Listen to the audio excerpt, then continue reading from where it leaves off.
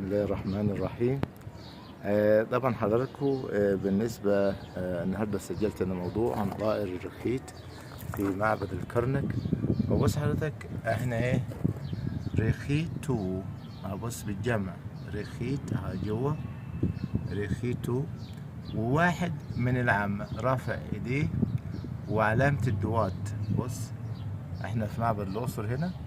رخيتو يعني العامة من الشعب، وممثلهم واحد اهو بدراع او ايديه لفوق مرفوعة دوات يتعبد لمين أوسر ماعة رع ستب ان رع.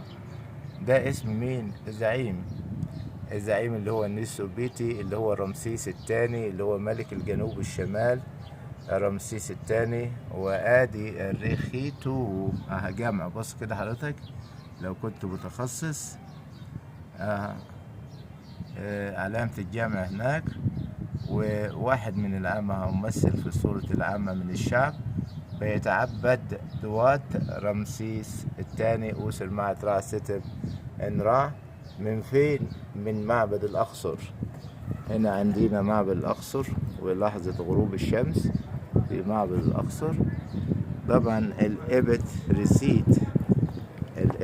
ريسيت يبقى كده العامة من الشعب اللي هو الرخيت، زي ما انت شايف حضرتك كده اهو مصورين هنا في معبد الأقصر. ماشي، وانا هجيب لك برضه يعني ان شاء الله لما نزور ادفو هوري لحضرتك لقطة للرخيت وبيتعبدوا. مفيش حاجة، مفيش خرطوش قدامهم ليه في المعبد اليوناني الروماني، لكن هنا معبد يرجع للعصر الفرعوني. يبقى نب كل، احنا قلنا علامة النب دي لما تاجي تحت الشيء بمعنى كل، لو جاءت فوق الشيء يبقى معنى لورد او سيد. يبقى نب رخيت، يبقى كل الرخيت كل العامة من الشعب دوات يتعبدوا امون مي رمسيس اللي هو ايه رمسيس الثاني.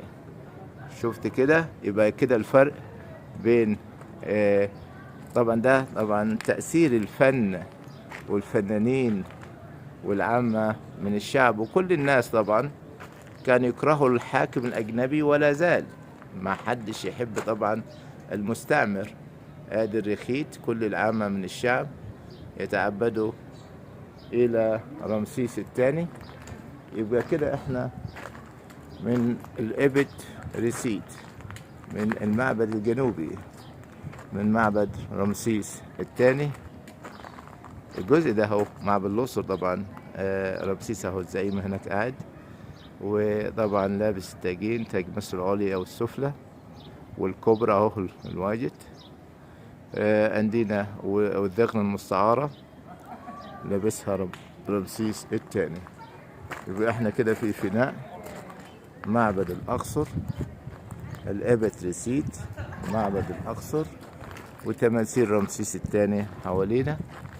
واحنا عندنا هنا اهو يعني يعتبر معبد الأقصر معبد صغير بالمقارنة بمعبد الكرنك، لكن طبعا في مواضيع. فأنا كل اللي ايه حبيت أظهره اللي هو ايه اللي هو الرخيت، اللي هم العامة من الشعب. وشفنا واحد يمثل العامة من الشعب الرخيتو ماشي، اللي هو ممثل على شكل الطائر ده لأنه كان موجود بكثرة في الوقت ده، فاتخذوه رمز عشان يرمز للعامة من الشعب. وكل عام وانتم بخير. الفيديو ده كمان هدية علشان خاطر عيد ميلادي. كل سنة وانتم طيبين.